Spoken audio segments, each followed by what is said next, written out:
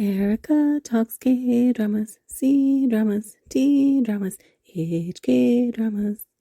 Erika talks K-dramas, J-dramas, Turkish dramas, Thai dramas.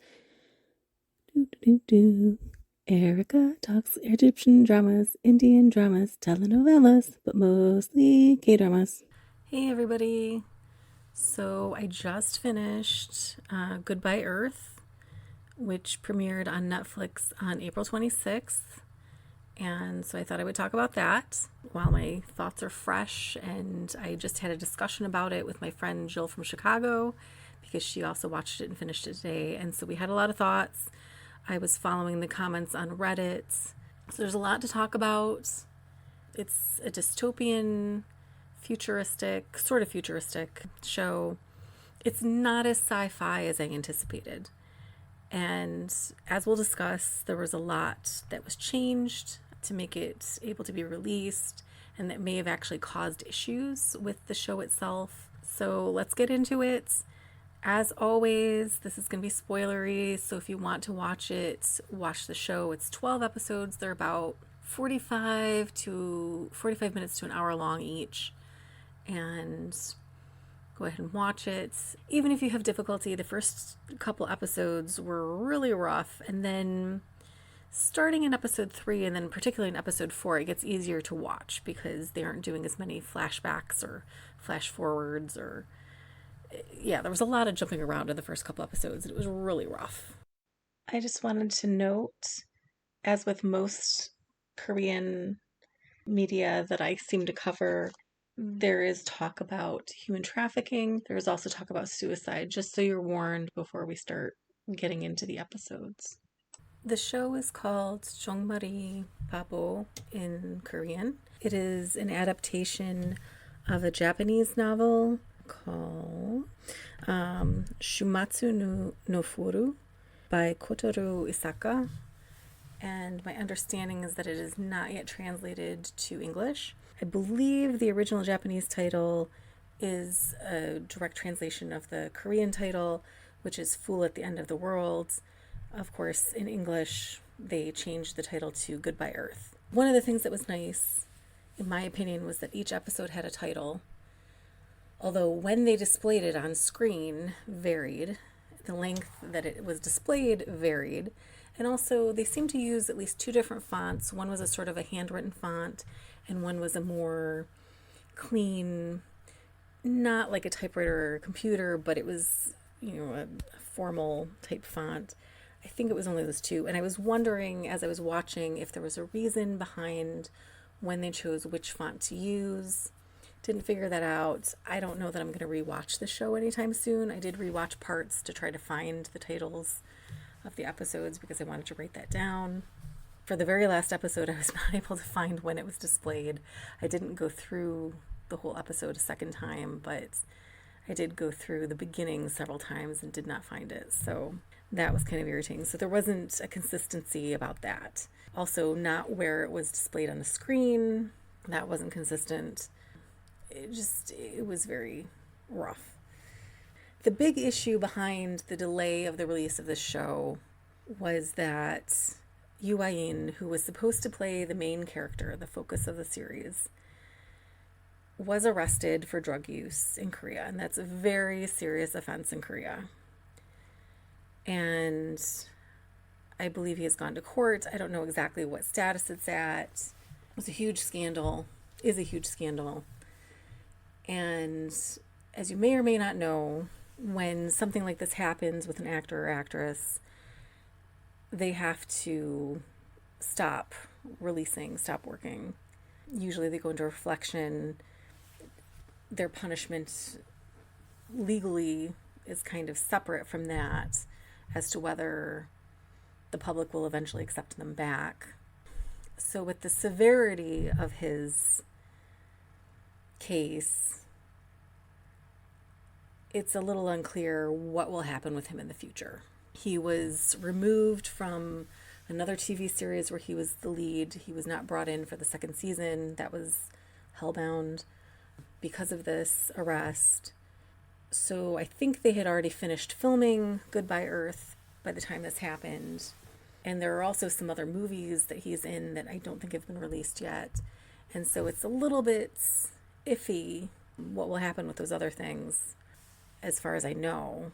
I don't think they've already been released. There was one, Soul Vibe, which came out right when I think The Scandal first came out. And I really liked that movie.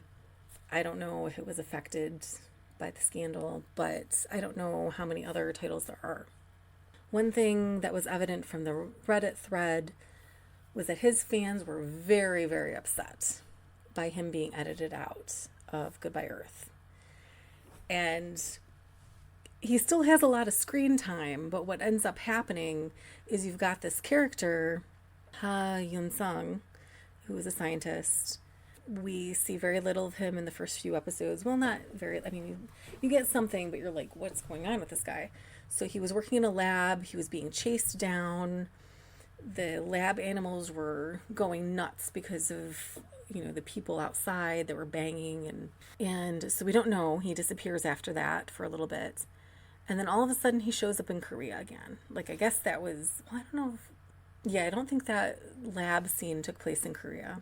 And then he finds his way back to Korea. I don't know if it was already in episode 2 or if it was episode 3. And we never get a full explanation of what happened to him. You do get the impression he had been tortured and mistreated. There was some sort of device that was implanted in him. We never get an explanation of that. Throughout the series, the scientists are trying to get him back. I think there's this nefarious group who wants to get out of Korea, and I think they want to take him with them to try to rebuild the world, because this asteroid impact is going to destroy Korea and affect the nearby areas, but it could actually affect the whole rest of the world in a devastating way. So they have to find a way to deal with that, and he has the knowledge to deal with that, I guess. We don't get a full view of that. It was very, very strange the way it's dealt with. And I know they went back and edited, I think it was the first 3 episodes. It might have been more, because there's definitely, you can tell there's definitely stuff left out. You just get this mopey guy looking all sad throughout these episodes, and then every once in a while he'll get lines. And so anyway, Yun-sung is engaged to Jin Se-kyung, who is played by An Eun-jin.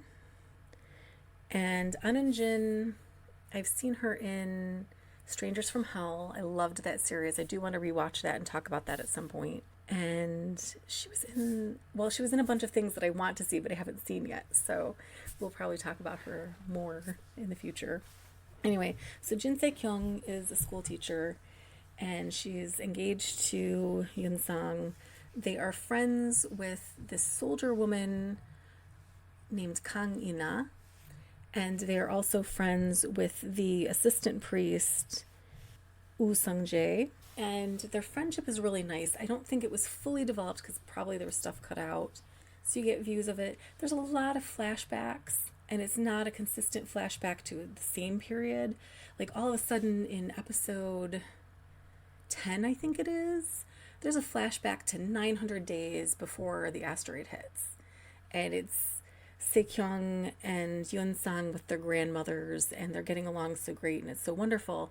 And I don't recall them ever really talking about the grandmothers before that, but there is a reference after that, because there's this older woman, Mrs. Kim, who was the mother of the chief of staff, I think.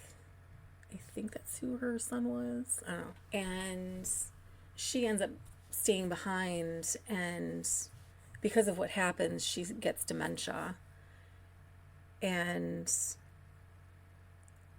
she keeps making references to Se-kyung's grandmother owing her money.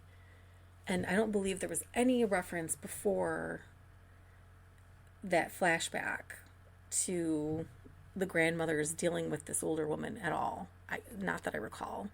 We don't know what happens to the grandmothers. We do get a clear reference that at least one of them, Se-kyung's grandmother, had died. Her debts were covered when she died. But other than that, it's just, I don't know. So you find out, apparently in the book, sorry to like jump around, but apparently in the actual book, they start about 8 years before the event. So everything's kind of a countdown to when the asteroid is going to hit. And in the TV series, I don't think they go back as far as 8 years, but they do jump around. I think the oldest flashback was that 900-day one with the grandmothers. Most of the flashbacks are like 200, 300 days. You start like the actual action about 200 days. And you get sort of things. There's like this soccer group that gets together. It's women. That's kind of unusual, I think. So it's got Sekyung, Ina. There's a mother of a student who ended up dying, and the mother runs the local supermarket. There are a few other people. Anyway, it's just kind of a community thing. And that's really nice because usually you see like the men getting together and hanging out. And in this case, it's the women. There's a real neighborhood spirit and everybody's very close-knit. I think the name of the town is Ungcheon. So it's not taking place in Seoul itself. And they have a deputy mayor. Her name is Sunju. And she's really nice. She is a good person. I get the feeling you don't see as many of the other characters. There are a lot of bad characters who are just greedy and trying to find a way to escape. So the thing is, they know that Korea is going to be the center of the impact. And the rich people have fled. The other remaining rich people and also the greedy people are trying to find ways to escape. There's this whole thing where the main priest of the church, you do see him in flashbacks and then eventually you see him, Father Bick, he disappeared and there was supposedly a whole bunch of money that people had given to help the church and that disappeared too. And you do eventually find out there's this cult that's trafficking children and they're trying to escape and the gold apparently ended up with this cult. And I think eventually the police and or army ends up with the gold and then they try to run off with it. There's this whole thing. I don't know. So Sekyung was a teacher and she loved her students. And there's this incident early on, which I don't think got enough focus. I don't think there was enough of a build-up and then the actual happening and then in the aftermath for people to really connect with this event.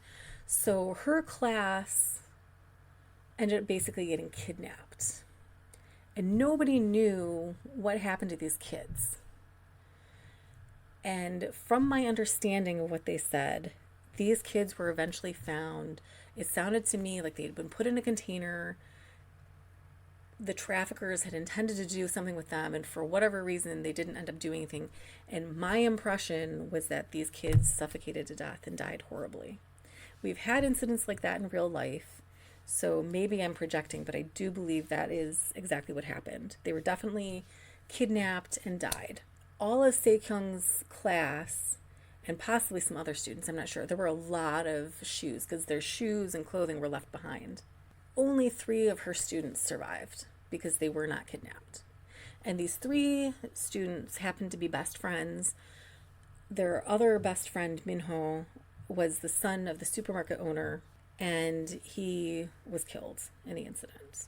So you get some of this effect, but in the Reddit thread, there was a lot of hostility from the UIN fans. And so they're like, I don't see why Sekyung cared so much more about the kids than she did about her fiance and blah, blah, blah. And see, this is where I think that the show didn't fully support what had happened so that people could understand. This was a very tight-knit community from what I can tell. I don't think she just went into class and met those students for the first time and it was only like seeing them in class. She probably saw them growing up in her neighborhood, interacted with their families in the neighborhood and socially, and then to lose them. And one of them was the son of one of her close friends. And I don't think that point was really hammered home. I think there's also some, these fans are probably young and, well, one of the comments was, she doesn't even have kids herself. Well, that doesn't mean you can't care. Like, I haven't given birth to my cats, but I love my cats dearly. And if I was taking care of kids, I would care very much about them too. especially if I had seen them growing up and knew them and knew their families, and they were all sort of some interconnected family, really, an extended family of this community. So another thing that really suffered was the Sekyung Yunsang relationship. My overall feeling, and the feeling of Jill, who I discussed this with, was that Sekyung had fallen out of love with Yunsang. And we don't get a clear explanation of how and why and whatever. There's one point where they're supposed to have a discussion about the relationship, and they don't really truly have a full discussion. They do eventually get their marriage certificates and have private vows, but there's clearly affection from her to him, and he clearly loves her, but it's just like, what's going on? And some of the people on Reddit were actually shipping her with Inna. And it's kind of funny because there was a point towards the end where I was like, but I don't like that too often watchers of shows don't allow people to have platonic friendships. Like, they have to see everything as potentially leading towards some sort of romantic relationship. So, close friendships, it can seem like it has an intensity, but it's not necessarily a romantic intensity. So I can see where people kind of assumed that, maybe also inferring something because Ina was in the military, but I wouldn't jump to that conclusion that there was any sort of lesbian subtext there. I don't know, that's just me. But from the flashbacks and everything, it seems like even before Yunsang left for the United States, even before, when they were together all the time, it seemed like Sekyung wasn't as into it as he was. It seemed almost like everybody else really wanted them to get married, and Yunsang wanted to get married too, but Sekyung was like, no. So I think maybe at some earlier point she had fallen out of love with him or wasn't really sure about the relationship. There was something holding her back. We never get a full explanation. And I don't know that an unedited version of the show would explain this. I'm really not sure. We did see a lot of the relationship, but just not enough to really know what the real problem was. So there was that. I would like to see eventually down the line, because I can imagine some person 5 years down the line who isn't as close to the current news is going to be like, what the heck is with this character that's on screen for 10 or 20 minutes an episode, and he's just looking all sad and mopey? Like, what is going on? He barely has any lines. And why?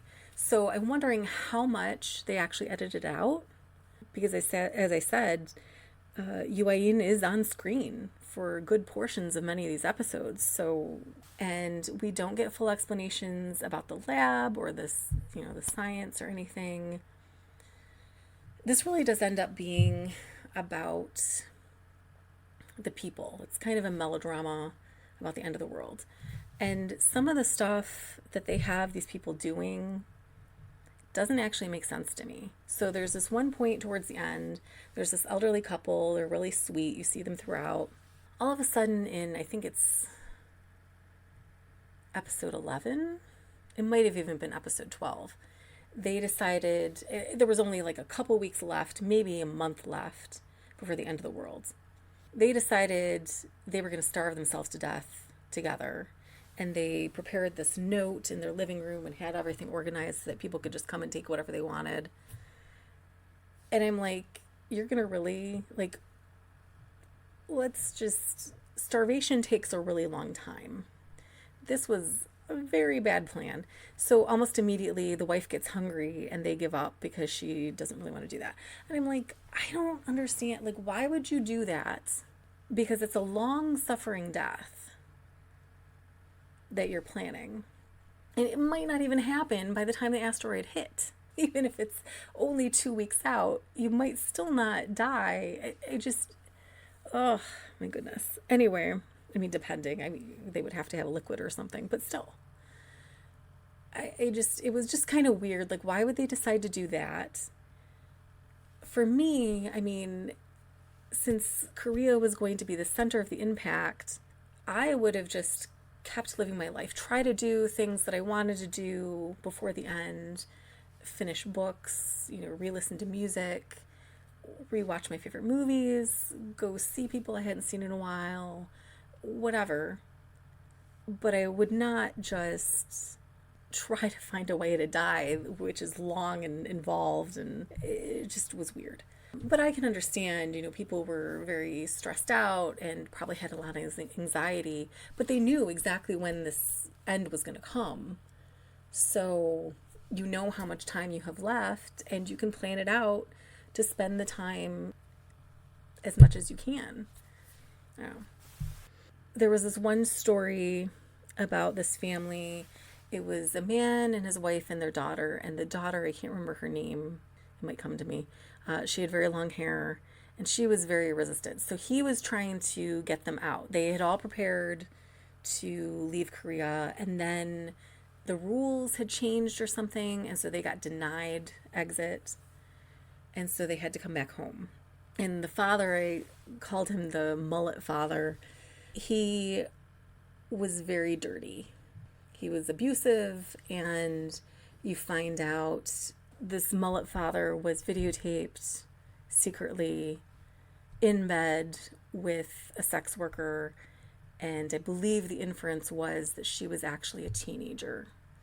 So she was trafficked, and he was taking part in that. And the sex trafficking is a huge part of the story. It keeps coming back. Even at the very end, the bad people are trying to get more children to do bad things to them so they can party before the end of the world or whatever.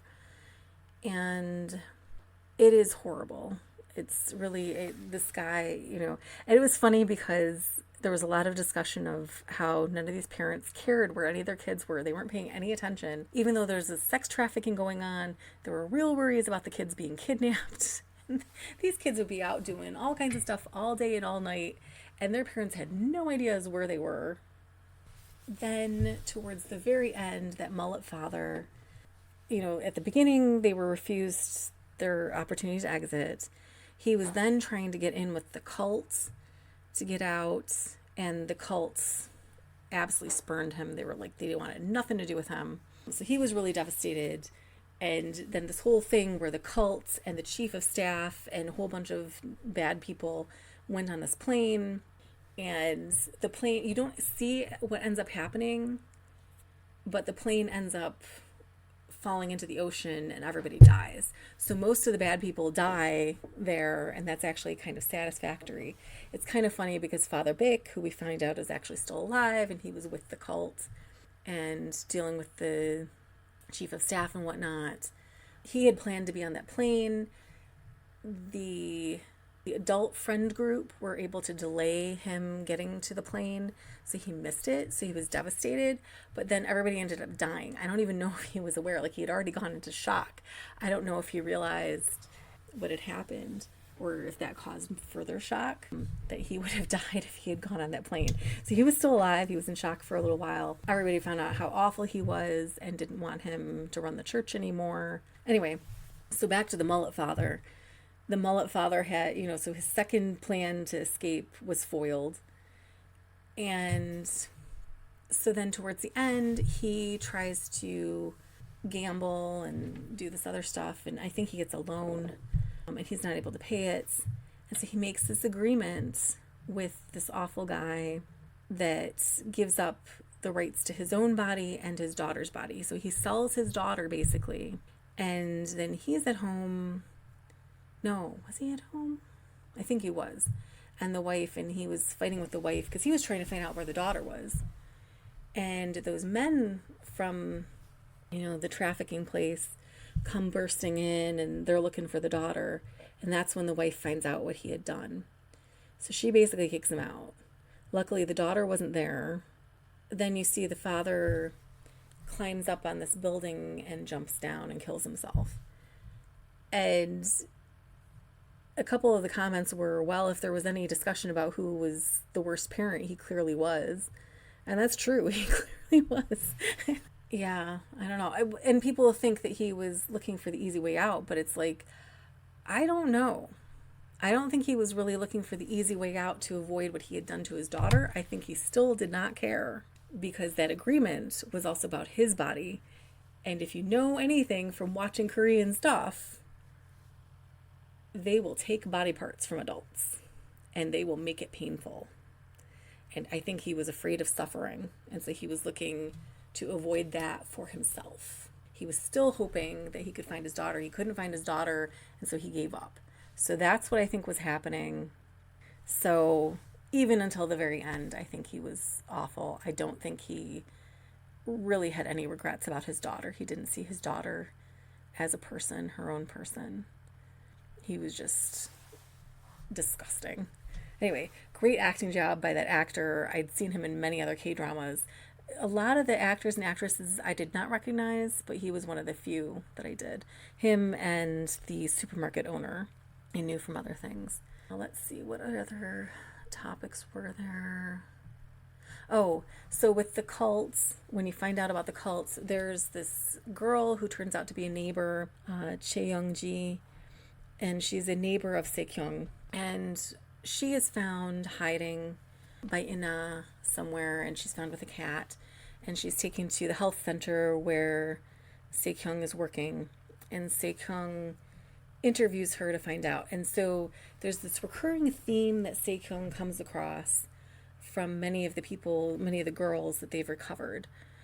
And they keep mentioning this training center. And she didn't think too much of it until she talks further with Youngji. And I think something somebody else says before that kind of makes something click in her head. She's like, wait, this training center is not just some benign entity. It's got something nefarious going on behind it. So this training center is actually the cult. And Youngji's mother was the leader of the cult. There's not a lot of discussion about her father, and there's a picture of their family where her father's face is scratched out. So I don't remember if they ever say what really happened. It didn't seem like he was there in the cult. There is a cult leader that they show on a video screen in the back, and he's like one of those kind of long bearded cult leaders that you expect, but you don't actually see him in person, so that's kind of interesting. The real physical face of that cult is Youngji's mother. And so Youngji has a brother who was still in the cult, and she had managed to escape because she found a secret passageway. And so she mentions some stuff, and all of a sudden Sekyung gets this idea, and she goes off with Ina and Yunsung to go on this harebrained scheme to get into the cult and find Younghan, who is Youngji's younger brother, and help him escape. And so there's this whole thing, if she doesn't reach them by a certain method or something, then to know that she's not coming back or she's in trouble or whatever. And then at the very same time, in the apartment next to her, Youngji and the kids come up with a scheme to sneak in by just seeing that they were going to visit Younghan and get him to escape. So they go to visit him. The cult's handlers want her back, and they're like, hey, we're kids. So they allow her in, but they never leave the kids alone. And so they get Younghan to go and perform on the cello for them. And then Youngji comes up with the idea, because they've still got this guy watching them. Youngji asks him to go fetch her mother because she wants to see her mother. So he obeys because he's like, hey, she wants to see her mother. So this is the first time they're left alone. They immediately go to escape. They leave a recording of some music playing, so they think that he's still performing. And they go through this whole thing, and I can't remember, like, things start to go south. So the adults, that's all, I don't know, Yunsang was getting nervous, and Yunsang was with another military person. So Yunsang gets out of the vehicle, and he's not supposed to. At the same time, people are escaping with those gold bars. And so Yunsang is worried because Sekyung hasn't come out yet. and he ends up shooting the handler. I think it was Manager Im. I think that was his name. So that could be really bad because this is somebody from the cult, and the cult is treated very well, and this could lead to charges for Yunsung. And then Sekyung does meet up with them, and they think they failed, but then the kids have gotten out at the same time. They end up meeting up. I think they meet up in the hospital. Like, it's very messy. It's like this ridiculous plan on both sides, but it somehow works out on both sides. Anyway, so they rescued Young-han. He ends up in the hospital, but after he's released, he starts having health issues. I think there's this appendicitis. By now, of course, it's not that long before the end of the world. It's like a couple months before, and they're running out of medicine. There's a reference to that elderly woman, Mrs. Kim, who has dementia. They've run out of the pills that she usually gets, so they just give her a glass of whiskey every day. And then the woman who's taking care of her also partakes of the whiskey to calm herself down. So there's a lot of stuff.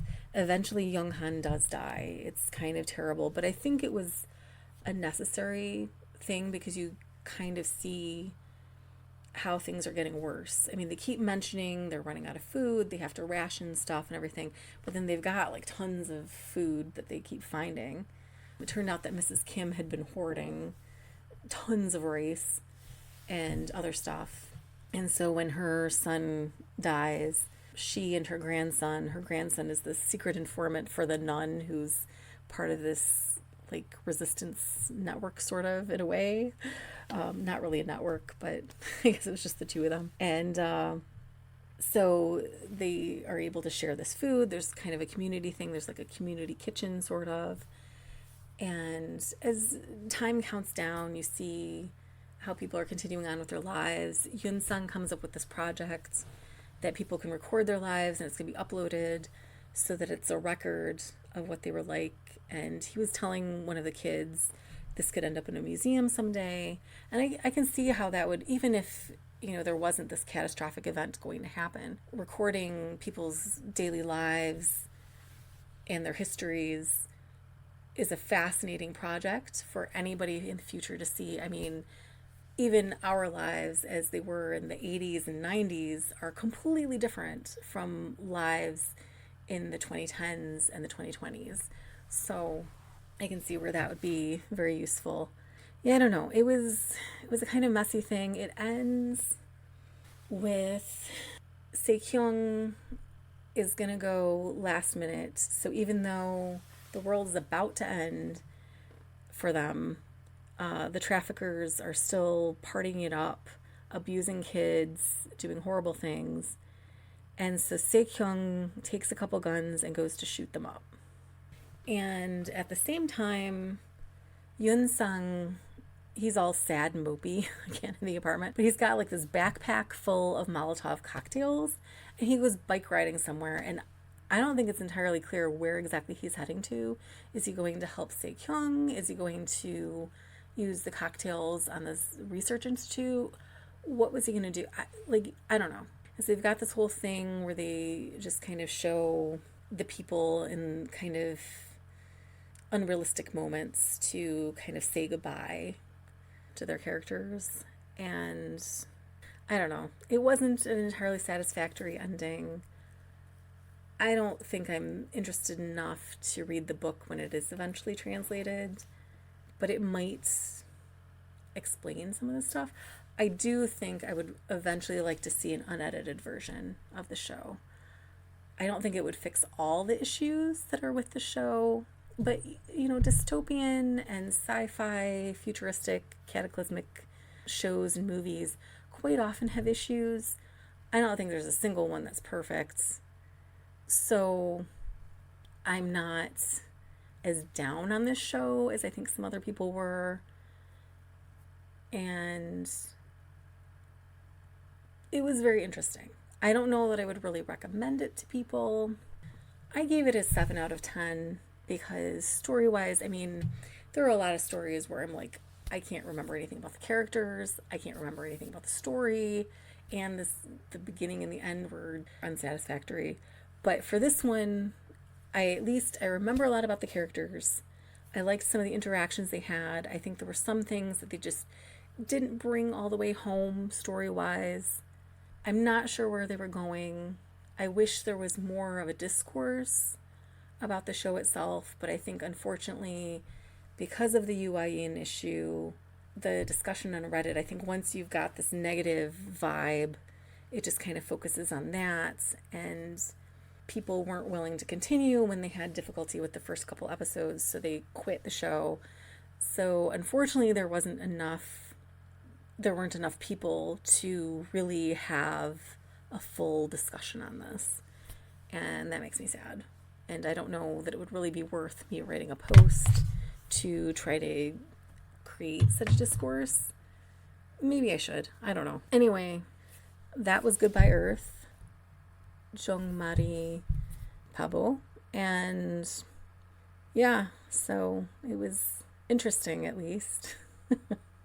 Anyway, so I'll see you next time. And I don't know.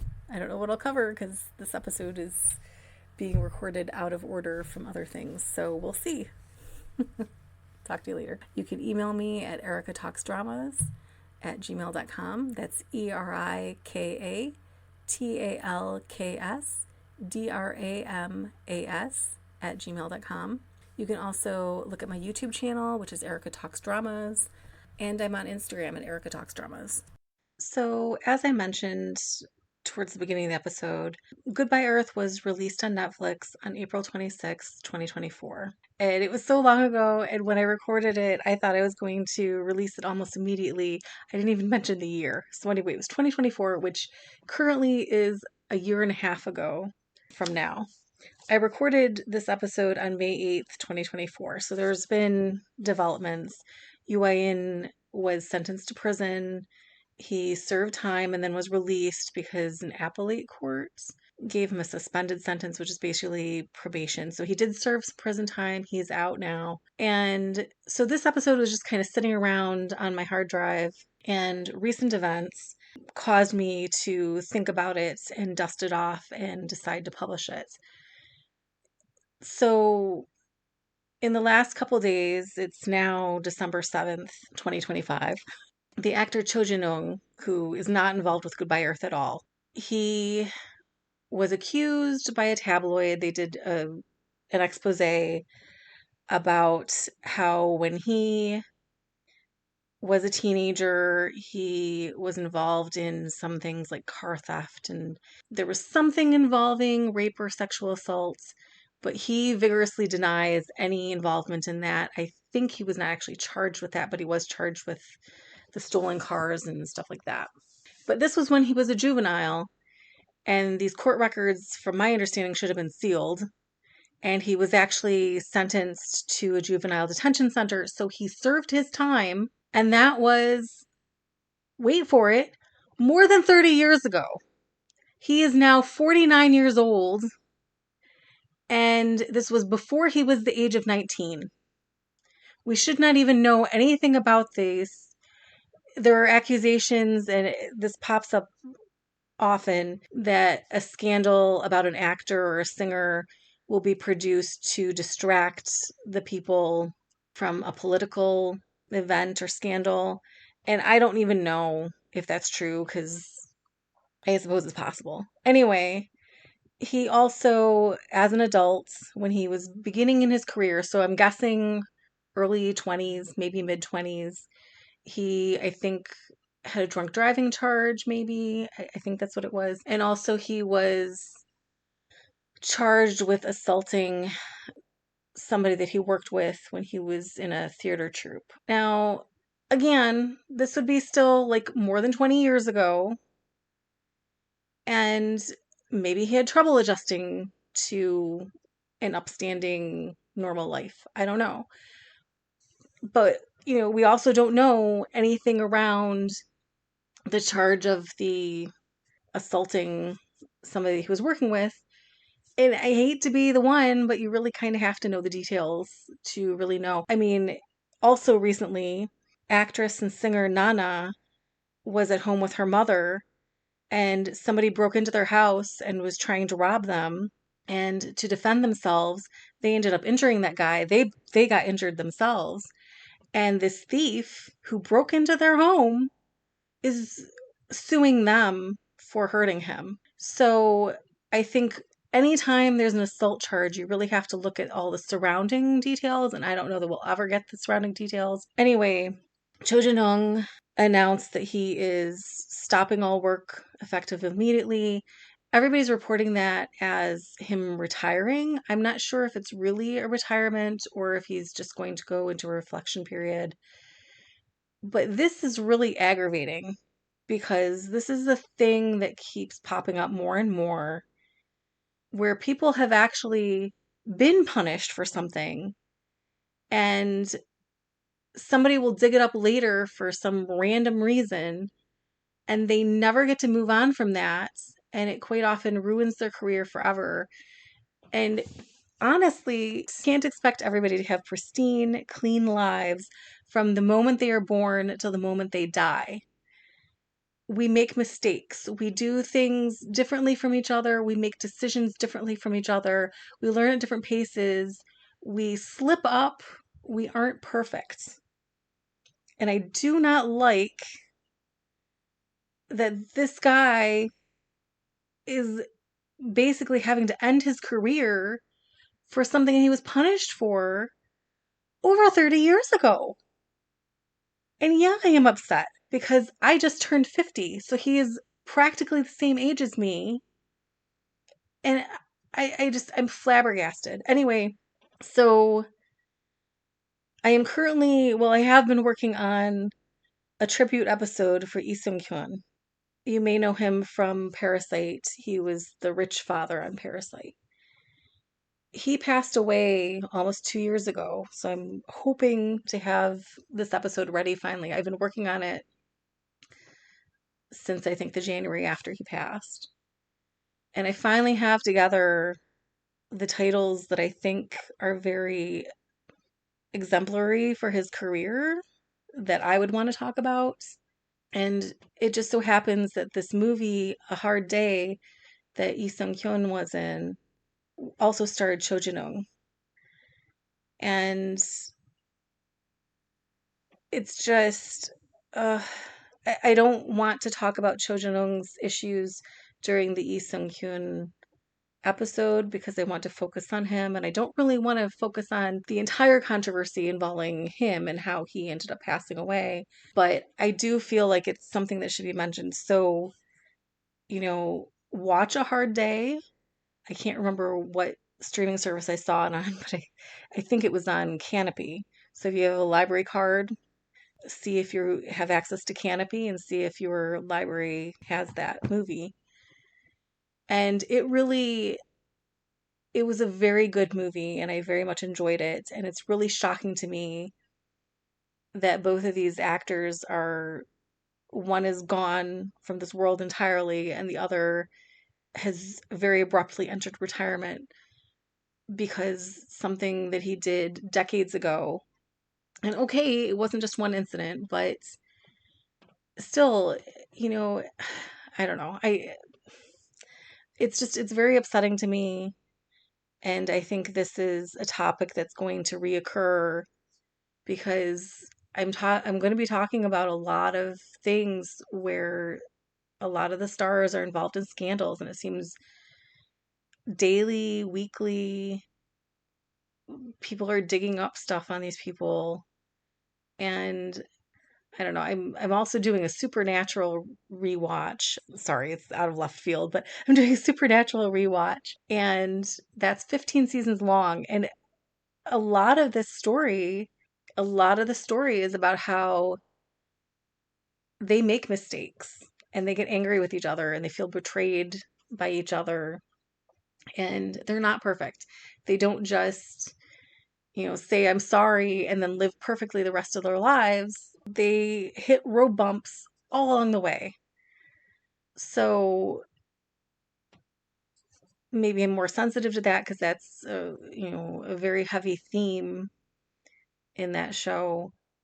But I'm nearing the point where I'm depressed about watching Korean movies or K-dramas because it's like, am I going to be able to enjoy it anymore? Or are people going to decide that an actor or actress did something? It's just, I don't know. I think, UIN did his time. I don't know. I don't think he's making any moves to come back into acting just yet. I don't know if he will. I don't know if the public will allow him. But I think people should be allowed more than just one chance. And I think we also shouldn't judge somebody guilty until it's proven. And I understand quite often court systems are corrupt in some way or another, but I think we do at some point have to give people the benefit of the doubt. And anyway, that was me soapboxing, and this is me in 2025. One more thing before we go. The opening theme is called Revolution, and it's performed by Hwang Sang-jun, and it's a really good song. Highly recommend it. You can find it on YouTube and other sources, and I think it's also on the soundtrack for the TV show Goodbye Earth.